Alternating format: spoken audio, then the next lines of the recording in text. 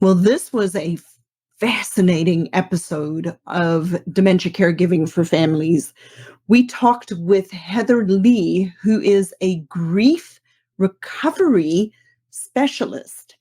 And one of the biggest takeaways I had from our conversation today really had to do with how do we process grief in a healthy and better way without just going down the negative rabbit trail that is often a part of a death and dying process. So listen to this episode with Heather Leigh, and I would love for you to give me feedback related to the episodes that you are really enjoying so we can bring you more of those types of episodes. On the website, thinkdifferentdementia.com, there is a little microphone that you can send me a voice clip with questions. You can ask me anything. You could give me feedback related to what you're liking, what you're not liking, and let me know so that we can tailor these episodes of Dementia Caregiving for Families specifically to what it is that you need in your dementia caregiving journey. Have you recently found out someone you love has dementia, struggling to wrap your head around how to be a Christian caregiver? Searching for answers by joining countless Facebook groups but find them toxic? Learning how to cope with dementia feels difficult, but learning a Christian caregiving worldview can be easy. Hey, brother and sister in Christ, I'm Lizette, occupational therapist, pastor's wife turned dementia coach, and a daughter of dementia. In this podcast, you will learn the truth that the way to make dementia care easy is your faith. Knowing that a loving God has decreed this hard providence in your life makes all the difference. Here you will gain skills. You will be challenged by what God says in His Word about caregiving, and you will learn exactly what dementia is and is not. Find clarity and certainty from God's Word so you have perseverance for this journey. Use science-backed solutions and biblical principles to redeem your time. Praying this blesses you as we dive into dementia from a Christian perspective. Let's glorify God despite dementia. Well, I am looking forward to today's episode. We have a very special guest. Her name is Heather Leigh in today's episode of Dementia Caregiving for Families. And this is a oftentimes touchy subject for people that we do not like to think about, and we do not even like to talk about all that much. And that is how to navigate a grief process and losing somebody that we love through a dementia caregiving process and all of the baggage that brings up for people in a variety of different ways. So I met Heather through a mutual friend of mine, Anna, and we are going to have a very sometimes difficult conversation for people, but very frank conversation that I think really needs to be highlighted more than what we do already, because the reality of the matter is death and dying is a part of living. And unless the Lord comes tomorrow, none of us are going to make it out of here alive. And so I thought it would be an appropriate opportunity to bring Heather on the program to talk to you guys a little bit more about grief. She is a grief recovery specialist, and some information that I just learned before we started recording. So, Heather, I am super excited to have you here today. Well, thank you so much for the invite. It is awesome that we get to spend this time together. My name is Heather Leigh. I'm from Elgin, South Carolina, and I have a cemetery here in Elgin. We offer our traditional burial options and cremation memorializations. as well as in our Life Tribute Center, we offer grief counseling and other resources to our families that may be needed throughout that process. Well, what a unique ministry it is, because it absolutely is a ministry to work with people through oftentimes some of the hardest times people are experiencing. The death of a loved one is not an easy process for anybody. And so I know that this is a very hard topic for a lot of people to think about, specifically related to dementia, because in the wider world, in the greater narrative, there is a tremendous sense of dementia being the worst type of death a person can experience, because it comes with a lot of different types of things that other processes maybe don't come with. But I believe that it is really no different than any other death. It's just that the world has taken on this narrative related to dementia specifically. And so I'm very excited to have you here so that we can really talk about this, because I know for a lot of people, being a caregiver of a person living with dementia brings, number one, the knowledge, or the we know that this person eventually is going to pass away, but there's a lot of loss of abilities and loss of autonomy and loss of relationship that comes along with a dementia caregiving journey. So I know that people who are caregivers are grieving sometimes maybe in a different way than somebody who has had a loved one pass away suddenly.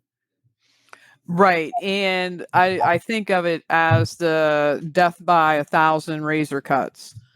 It's just always something. And if they're not losing something, they're gaining an additional responsibility, or they're Mhm. gaining another doctor appointment, or they're gaining Yeah. somebody else that they have to communicate with. So it's a very difficult road to traverse, and it's not an easy one too.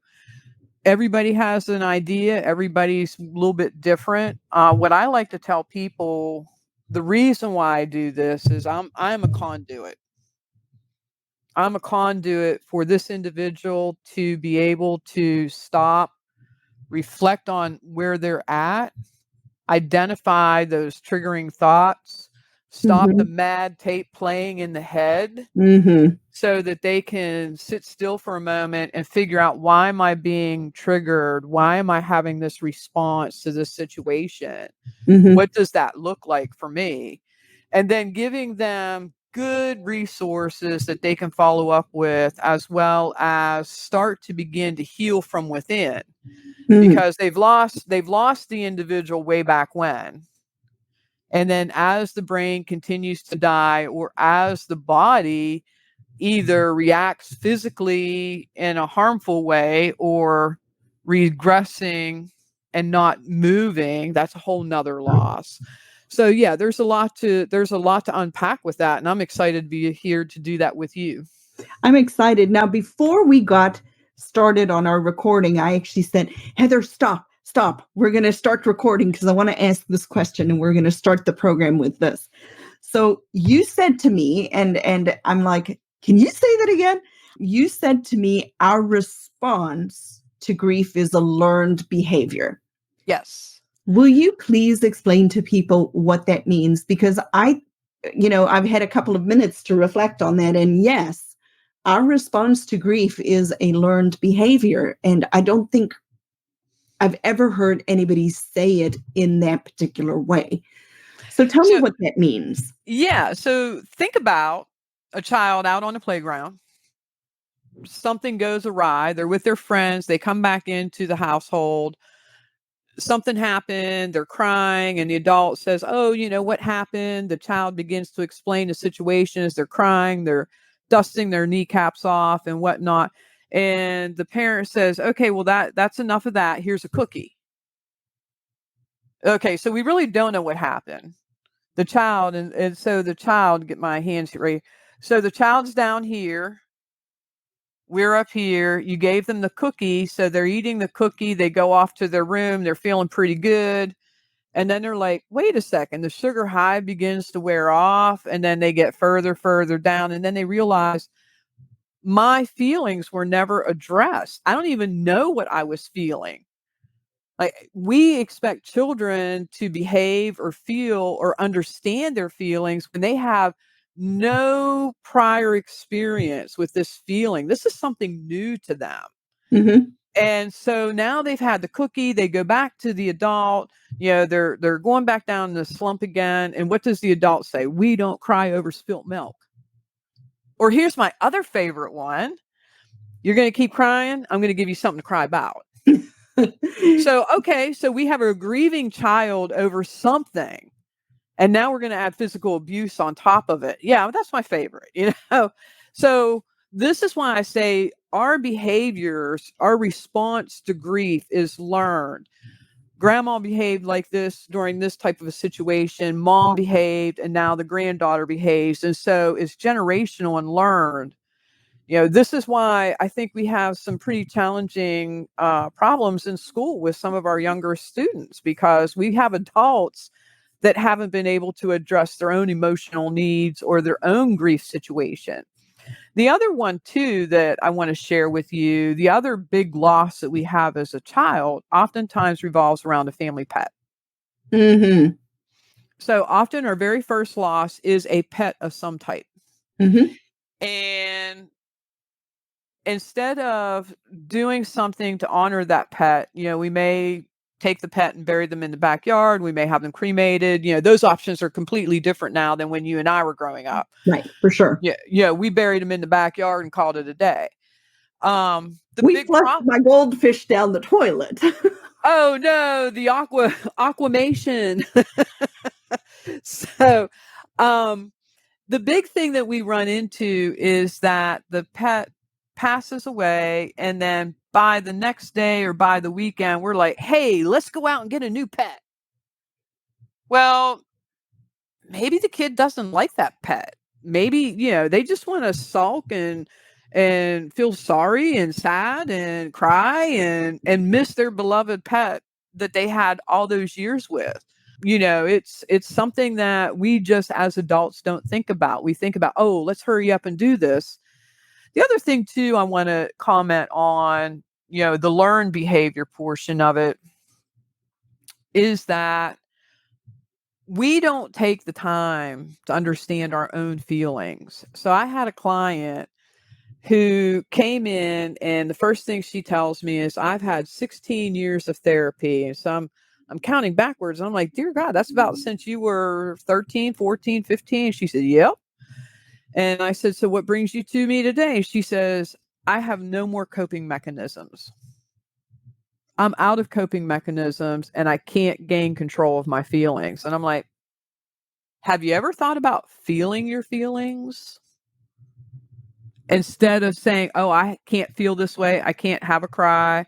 I can't feel mopey. I can't believe this about something. Like, have you ever thought about just feeling your feelings and then backtracking into the feeling to see what the triggering moment was? So we are so busy with all these other messages throughout the day that we don't even know what we're feeling. All of a sudden, it's just we're on our way home and it's like, wow, I feel fantastic. Or here we are, another day. And people really don't honestly know how they feel. Because Mm-hmm. what's our favorite one? Hey, how you feeling? I'm fine. I'm fine. Right. Oh, are you really? Well, no, my mom's even better. Like, you ask her how you feeling, she'll just say, uh-huh. Oh, okay. I'm like, no, Mom, Okay. really? How are you? She's defrayed it so many times. That's putting a shield up and whew. Oh, yeah. No, for sure. Trust me, I'm full aware of that shield. Okay, so the question goes back into learned responses. Do you have that, is that a response that you've adopted? That's a good question. I've never thought about it. I try not to. But I'm sure that there are certain times when people ask me that I don't want to answer that I will use the same technique. But for people that I'm willing to speak with, I will let them through the barrier. Barrier. That's another good Yeah, one. So, and we all do that because A, do we trust the individual enough to have an honest conversation with? right. And B, did they ask because they really care, or are we just being polite? Correct. Exactly. So those are a lot of quick decisions we have to make. And then the other thing too is we don't have to bare our soul to that individual and verbally vomit everything all over them. We can say, today's kind of a little bit of a different day for me. Yep. That's a Yeah. good strategy. I was at a networking event a couple of weeks ago. Tomorrow will be 2 weeks ago. And when I got there, I just had like a bad attitude, like entirely. I have no particular reason why, but everybody who asked me how I was, I noticed I was like being tremendously negative Nelly. And finally, I'm like, stop it. Like, there's no reason for you to feel this way. And I stood there, I looked at one guy, I said, I'm going to have an attitude adjustment real quick. And and I said, you know what? I'm fine. I'm having a great day. How are you? And it was a decision to not continue to go down that negative loop that like almost like a broken record in my head related to whatever drama I had conjured up that day. One of the things that I share with my clients when they reach out is that grief is like a nasty hairball. So, when you've scraped all your hair out of your brush and you got this big old hairball, that's what grief is like. And if you go to pull on one part, if you had to separate the strands out and it all tightens up, that's what happens in our brain. So our job is to massage that hairball part and tenderly pull on the different components to see where do we really need to work on ourselves at? Mm. How do we need to understand what's going on? And it is truly work, Mhm. because whatever happened today is not the catalyst for my grief. I had a woman who came to me. She was actually, her boss made her come see me because it was Interesting. impacting the other coworkers, and it revolved around her sister's death.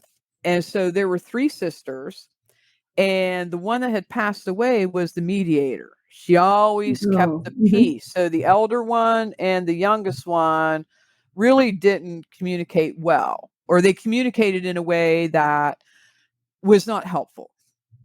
And so when the sister died, everything that she knew went into her sister passing, and that's why she was grieving. Part of what we do is we do a lifeline. And so it's from your dawn of early consciousness to today. And you write down all of the big events that you remember, both positive and negative, are perceived positive and negative. Mhm. And then we begin to break things apart. And then we begin to really see why we respond the way we do, because it's like, oh, I thought about that and didn't realize that I was still holding on to those feelings. Because what do? We file them away in the back of our brain. We shut that door, lock it up, and expect it to go away. Well, that's not how it works, folks.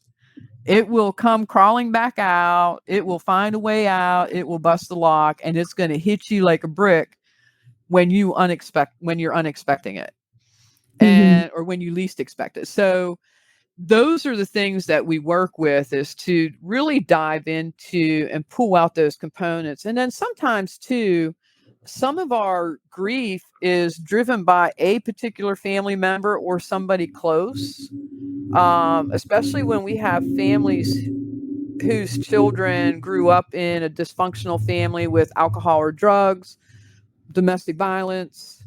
Maybe there wasn't no violence, but maybe the person would just disappear for a couple days and then come back, and there was no reason, no explanation. Maybe they were bullied by a particular neighborhood kid or person. Who knows? Food insecurity, financial insecurity, all of those play into the development of our minds. And so, oftentimes we don't really get over that very well as an adult. We think we did. And then a behavior comes up or a response comes up. And then it's like, wow, I wasn't expecting that. And where did it creep out from? From way back here, where we thought we had it locked up and put away. So that's why with the grief recovery method, we don't work on closure. There's no such thing as closure when it comes to grief. We work on completeness of that situation to the best of our ability with the knowledge we had today. Does it mean that it won't come back out later? It might, because we now have new information that we have to apply. Wow. This is really, really interesting. When we started, before we started talking, we talked about grief and dementia briefly. And you mentioned three things. The first one was the loss of the individual, the person living with dementia, right? So we're losing that person that we knew and we loved and who they were, even though I believe there's still that same person. We're just at a different stage in their life. But yes, we are losing parts of that person. And then you talked about the grief of all of the added responsibilities that a caregiver has. And then you said the third one was, how do we, being a lot of us are the sandwich generation, how do we navigate elderly parents and still being involved in our own children's lives? So can we talk about those three? 100%. Definitely. So the loss of the individual. So, when we think about our parents, and I'm going to make a big assumption that most of your listeners are caregivers for their own parents, maybe an older sibling, a grandparent, something along those lines, Right. They're a typically, relationship. yes, they're spouses and sibling children, but yes, they're family caregivers. I even Okay. have a grandson. Oh, okay. Yeah. So the loss of that individual is that their personality has significantly changed. I'm not going to be able to confide in mom to say, hey, I'm really irritated with how little Jane is not performing in school and I don't know what to do. Mom's not able to have that conversation anymore. Or how do we, as aging women, do that gracefully and have some fun with our mom, having that conversation about, like, what was it like when you turned 60? What was it like when you turned 70? Yeah. What did you really feel about that? The individual, while physically they are the same person, they're not able to have that same deep connection conversation that we have grown to expect. So we have the loss of that. And there's really no one that can replace that. I can't remember her name off the top of my head. I do have it here somewhere. She wrote a book called Parentless Parenting, and losing her parents before she had a child. And she's like, who do I go to ask these questions about how do I raise my child? So we lose that connection with the generational knowledge of family, our ability to connect and continue to develop that relationship as they grow older and we grow older. And then you have the situation where you might have just gotten off the phone with an oncologist or somebody who is offering some advice, some sort of medical situation. And then at 3 o'clock, you got to go to school to deal with a teacher or assignments. And, that's a huge, you're getting Yes. out of one vehicle that you commonly drive, and now you're getting into an 18-wheeler because now you don't know, you're just in a whole different realm. And so that's a lot of brain shift for us to manage for one person. And I encourage families that are going through dementia and this type of caregiving that you're not a hero by trying to do it all. There's no such thing. Mm-mm. And please don't, because I can tell you the number of people I have buried who have been caregivers, and the person who has dementia is still living. They literally died in the process because they wanted to be the hero. And like, there's no. Right. Care for yourself, care for your family the best you can. Take in the resources that your community has to offer.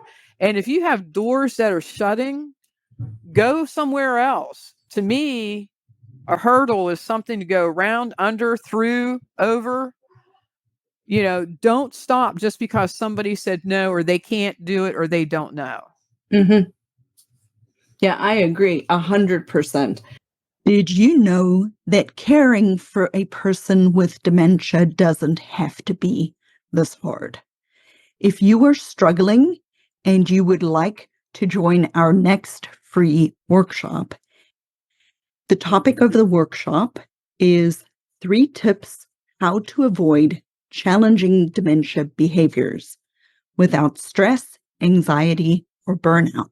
I invite you to walk away with science-backed dementia caregiving skills that many professionals don't even know after attending this free workshop on Saturday. If you'd like to register, message me the word workshop on Instagram or check out the link in the show notes below.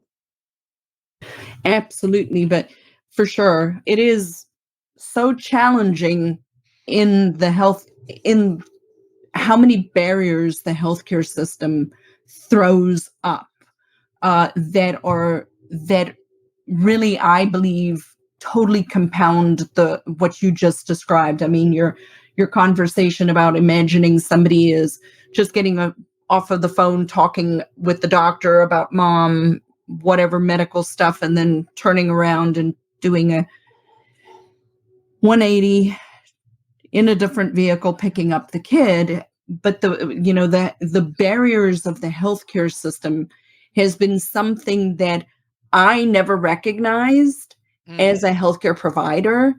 How many barriers the healthcare system has put on family caregivers that I don't have a solution for it, but is compounding the sense of burnout, because you're dealing with all these different systems. And I'll use my mom. My mom is on one scheduled medication, and the law says he could give me a prescription for 6 months, but the doctor says 4. It used to be 3. Oh, wow. So every 3 months, I would have to call and get a new prescription on a medication that I physically cannot go and get in the pharmacy without 1,500 hoops that I'm jumping through. So why add that one additional layer of something else that I have to juggle, those responsibilities, to be able to manage that? It makes no sense. And like I said, I don't have a solution to this specific problem, but just making healthcare providers more and more aware how they are contributing to caregivers burning out. You said something else, which I find really interesting, because I've been looking for those statistics, and the statistics are very hard to find about caregivers dying before the person that they're caring for that has dementia. I've heard all the way up to 63%, down to 18 to 41%. That it's how do you prove that, right? How do you prove that being that caregiver has actually contributed to them actually passing away earlier, which is why I think those numbers are so vast. But I find it interesting that you've observed it, and in your particular field, that it is true that family caregivers are passing away before the person that they're caring for. Mhm.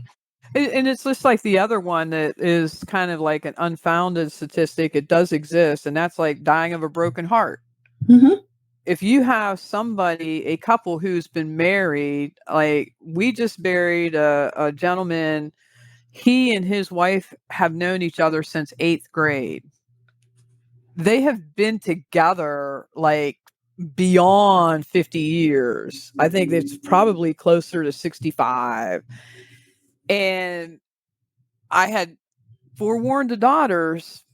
I said, you need to pay special attention to mom. And she's not dementia, so this Mhm. is not related to that. But Right, we yes. really need to pay special attention because this is all she's known. And when you take something that significant away from somebody, it is truly possible to die of a broken heart, and Mhm. typically within a year and a month of when their loved one passed away, they pass away. They just Mhm. can't stand not having them around. So that's why that's why it's important we have these ongoing conversations to let your listeners know you are not in the wild alone. Mhm. There are people out there who truly care about your well-being, and you are so right that our medical profession puts these unnecessary barriers in care. And if you haven't seen or read the book yet, if you haven't seen the movie or read the book, Being Mortal is a phenomenal resource for your listeners. And I cannot pronounce the gentleman's name. It is really long and has lots of vowels in it. And and I love him to death because he acknowledged his own shortcoming in saying to people who were, and this is all cancer related, stage 4 diagnoses and stuff like that, and his own contribution to the unhelpfulness he had with his families. And so when his father started to experience an inoperable tumor in the spinal column, he learned very quickly about those barriers. He learned very quickly that he, as a phenomenal surgeon, would pacify family by saying, "Hey, we're going to get through this. We're going to, you're going to come out the other side." So his father had cancer in the spinal column in his neck, inoperable. Uh, his father's a surgeon, and they both knew he was going to pass away. Mhm. And he sat there with the oncologist. The oncologist said, "Hey, Mr. Smith, don't worry about it. Don't worry about it. We're going to heal you and get you back out on the tennis court within a couple months." Right. Right. That part. Yes. And Like, that's what he said. really?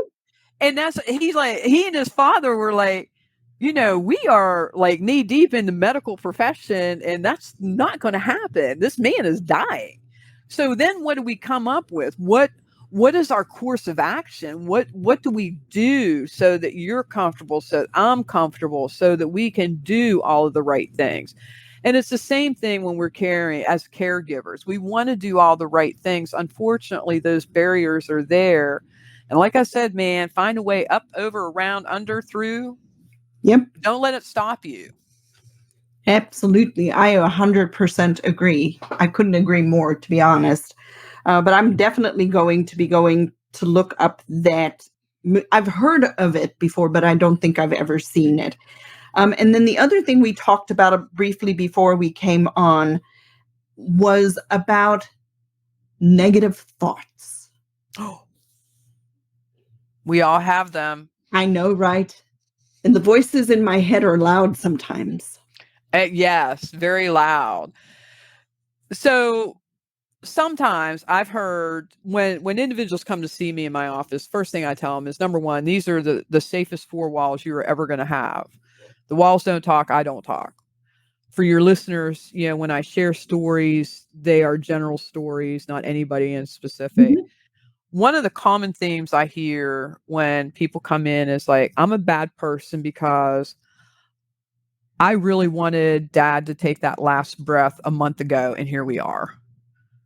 Or I'm a bad person because I can no longer do anything else for this individual, and it's okay that they pass away.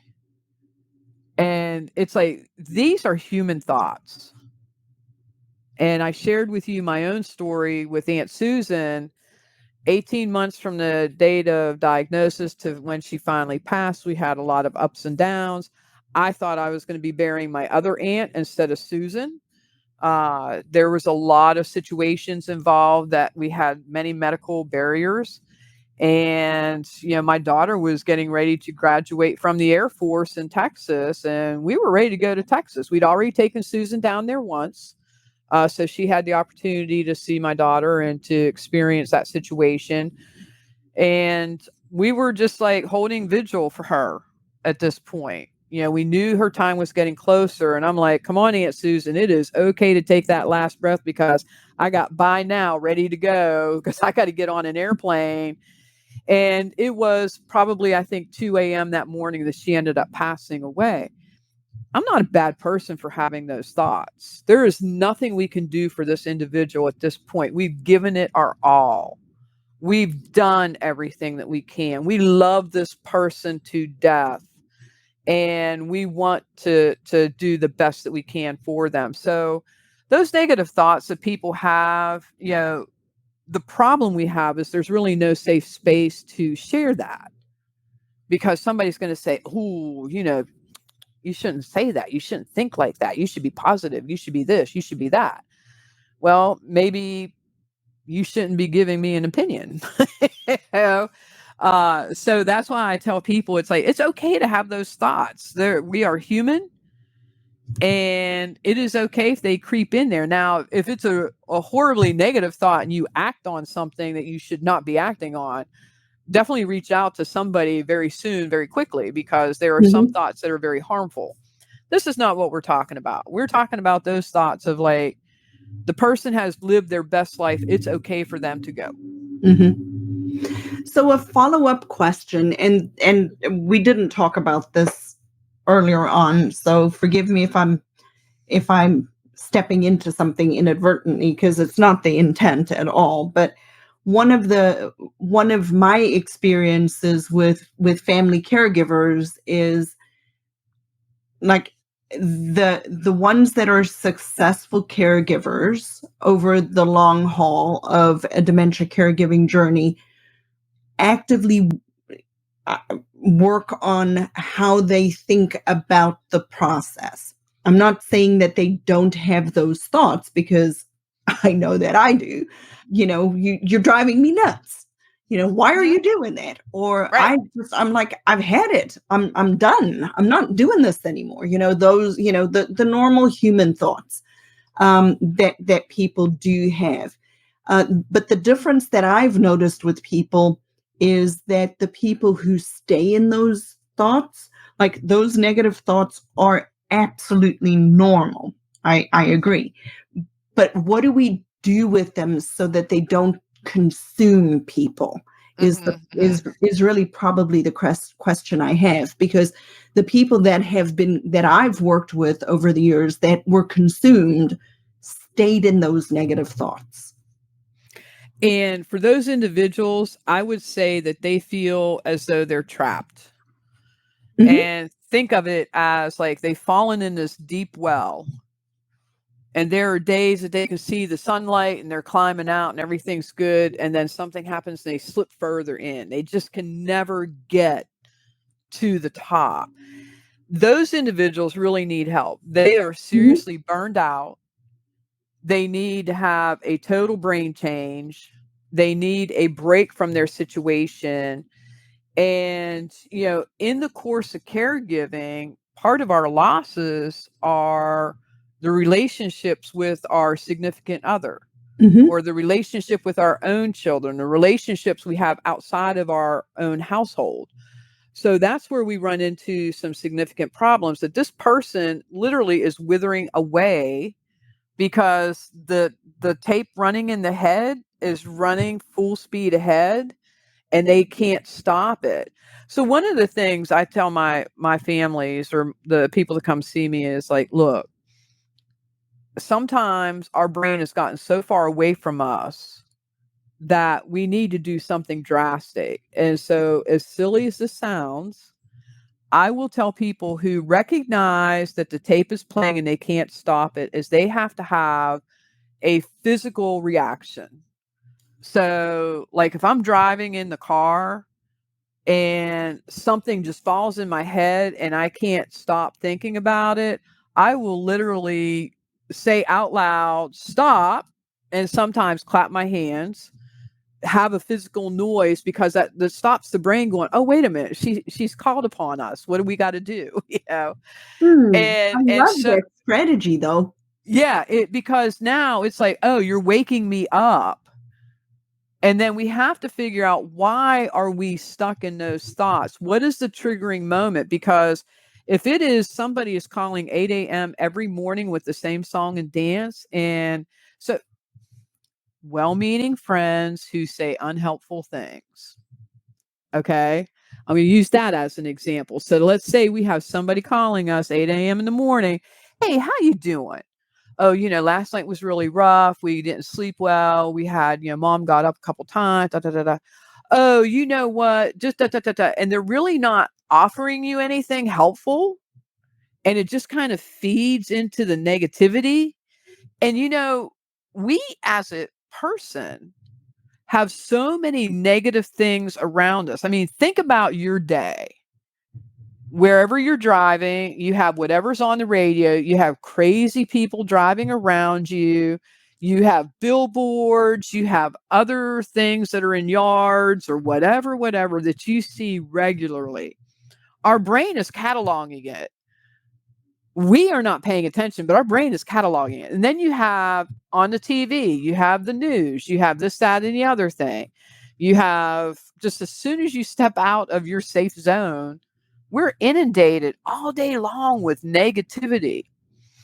And it's really hard for our brain to work on something positive if we're not feeding it good stuff. Mm-hmm. So the other thing is, with the physical stop. The other thing I tell my clients to do too is, I'm a fan of 3x5 cards. Mm-hmm. Some people are journalers. If you are a journaler, I encourage you to do this in your journal. However, it is not meant to be reread and reenacted. That's the bad thing about journals that bother me. People have a tendency to go back. Oh, let me see where I was a year ago. Oh, okay. Oh, I haven't recovered. I haven't done this. I haven't done that. No, it's the Just Shrek's. to get it out of your head. Right. I use this great philosopher, Shrek. Shrek said, better out than in. Yeah. And it applies to many things. Okay. So on your 3x5 card, when you're getting ready to go to bed at night, you really should wind down an hour before you go to bed, turn off the electronic devices, put these things down wherever the camera, there you go. Put these things down. They're poison. The cell phone, for those who Right. are listening. Right. Get off the computer, read a real book, read the paper. No, don't read the paper. Read a real book. Anyways, get your 3x5 card. On one side of the card, write 3 to 5 things that you are thankful for that happened that day, that you are grateful Mm-hmm. for. And then on the back side, write down one problem you would like to have solved. Okay. What does that do? And we do this every single night. Okay. Now, when we're writing our 3 to 5 things that we're grateful for, we can't say, oh, I'm grateful that I got up this morning. On Wednesday, I'm grateful I got up this morning. On Thursday, I'm grateful I got up this. No. These are specific to that day. I'm thankful that it rained because I was able to finally get the laundry done. Or I was thankful for this so that I could do that. Or I was thankful for a peaceful moment. Whatever it may be, write it down for that day. That gives our brain new information going, hey, we got some good gas coming in. We got some good words. We got some good thoughts coming in. We're able to manage and take care of this now. And then the one where we have the problem on the back is that, do you know when you take a shower, the thought that you're not even thinking about pops in? It's like, oh, that's the answer to the problem. That's exactly what happens. And so for those individuals who are just wallowing in the depth of their grief, start with something simple like that. Write down, and it is hard. It is hard Mhm. work. There's no doubt about it. Write down those situations that you are incredibly thankful for. Those are important. It's important for your brain to have that healthy food to feed on. And that's why we get stuck, because we don't have anything healthy going in. For sure. I love that strategy though, because our brain is so powerful and people really forget what a powerful tool it is.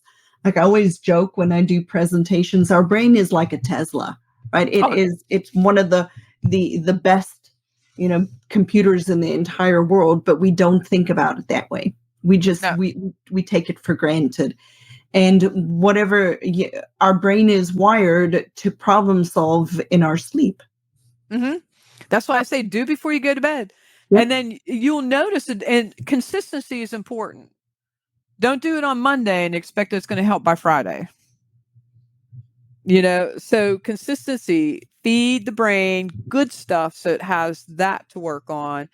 And then, like you said, our brain is wired to solve problems. And its one main function, and pretty much only function, is to keep us alive for the next day. Yep. So that's why it's hard for Survive us to and go thrive. yeah, that's why it's hard for us to go to the gym, or it's hard for us to eat better, or it's hard for us to do certain things, because the brain's like, hey, we're just kind of coasting here and I'm comfortable. You're Yeah. I'm breathing. still alive today. Right. I'm breathing. Yeah, you don't have to do anything. Don't rock the boat. You know? So yeah.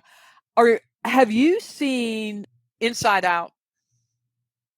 The movie Inside Out. The name rings a bell. So it's a animation. I think it's Disney. And so happiness is up in the brain going, oh, we're happy today. And she's trying to stop sadness. I No, I encourage wasn't your going to watch listeners. it. Okay, Yeah. I'll watch that too. If you haven't watched that, please do, because after listening to this and then watching that, you're going to have a whole different perspective. But what I'm super excited about is they came out with Inside Out 2. They're now introducing anxiety into happiness, sadness, and whatever all the other ones are. And so I think that's going to be, the kids get it really quickly. I think it's important for the adults to get it too, and see that you can control it. You can rewire, you can sharpen those connections in your brain. Oh, absolutely.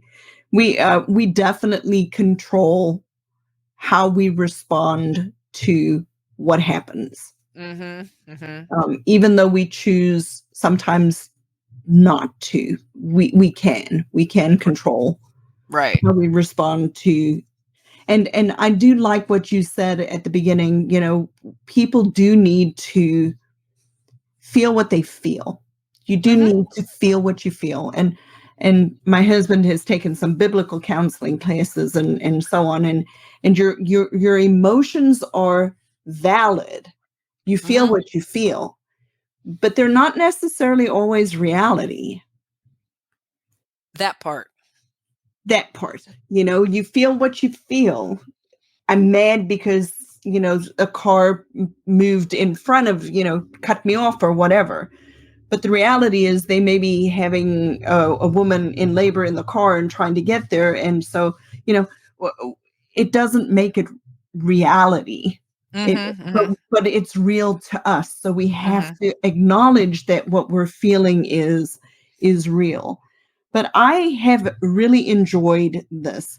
If somebody listening is truly, truly, truly struggling with grief, Mm-hmm. whether it be because they're losing a person, and I'm not talking about people who are having real other issues that need other work, Mm-hmm. Mm-hmm. but a person who is grieving, Mm-hmm. how can they get a hold of you? What do they need to do? What other resources are out there to help people move through a normal grief process? So, a couple words of caution for your listeners. Not all counselors are equal. Nope.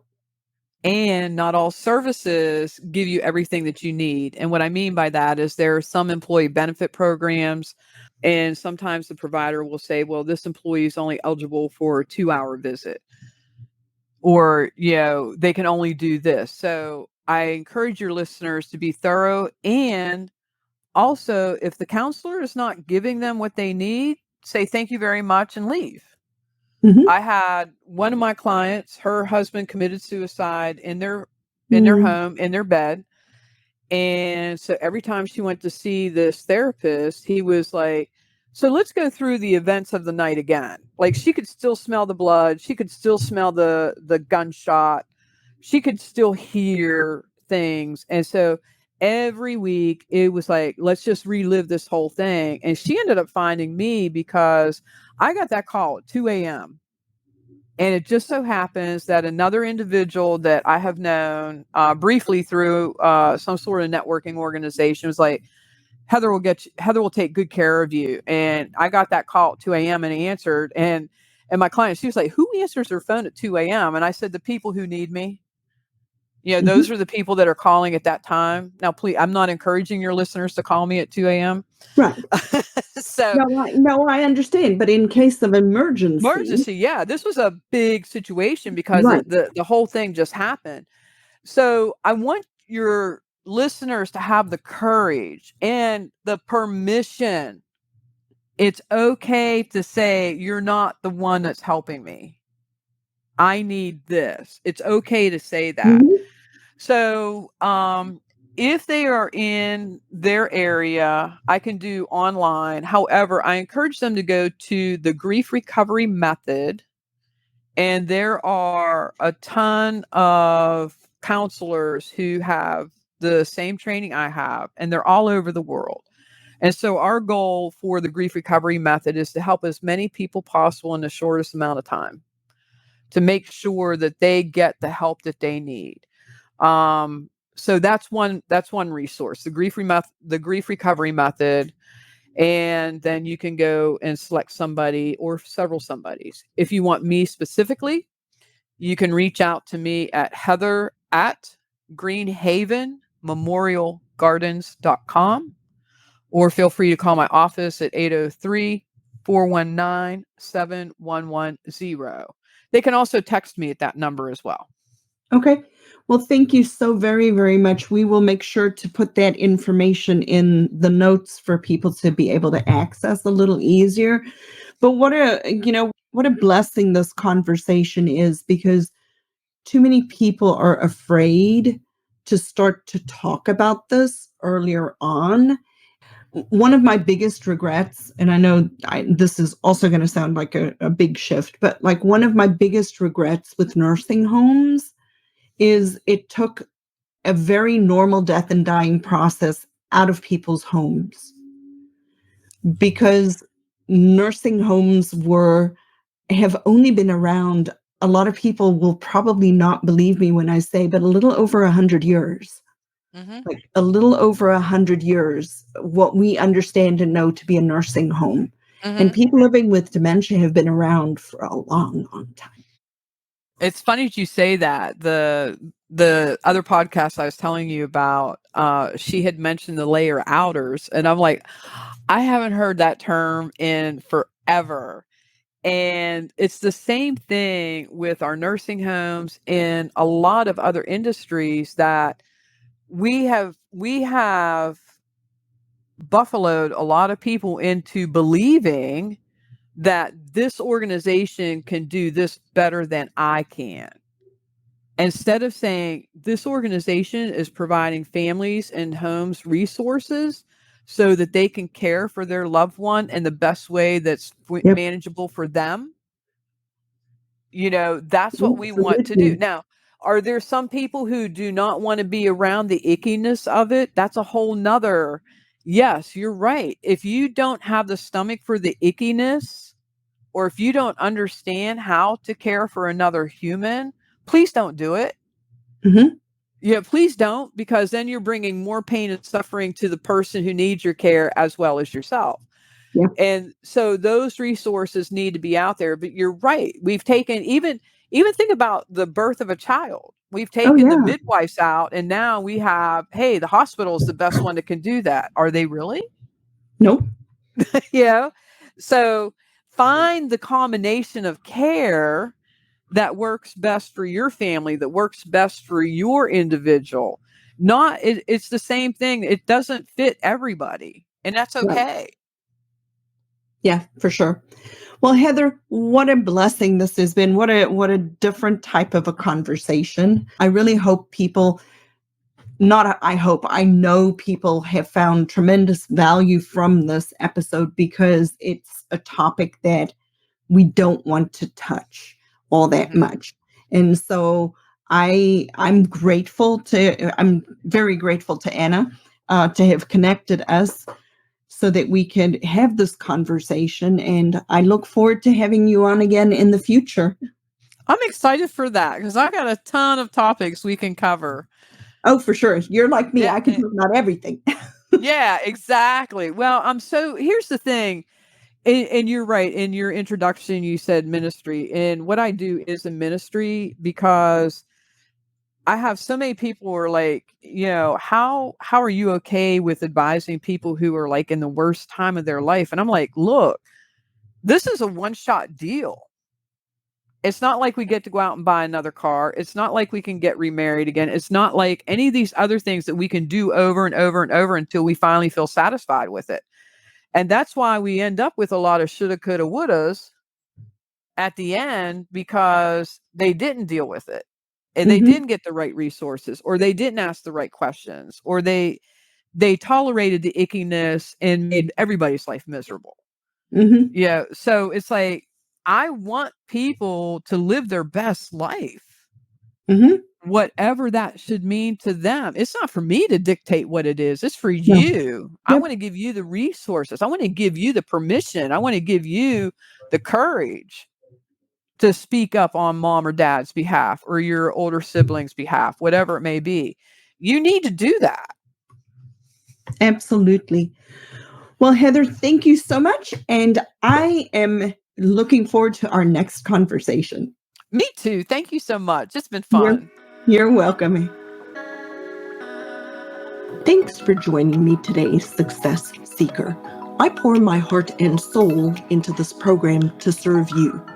You can serve me by leaving a review on Apple Podcasts and join our free Facebook group, Dementia Caregiving for Families. It's a positive and proactive space to navigate dementia caregiving together, get practical tools, and find support, but without the verbal vomit. Be a part of our community where we seek to find peace of mind and ease despite a dementia diagnosis. So join today and see you next time as our flight takes off.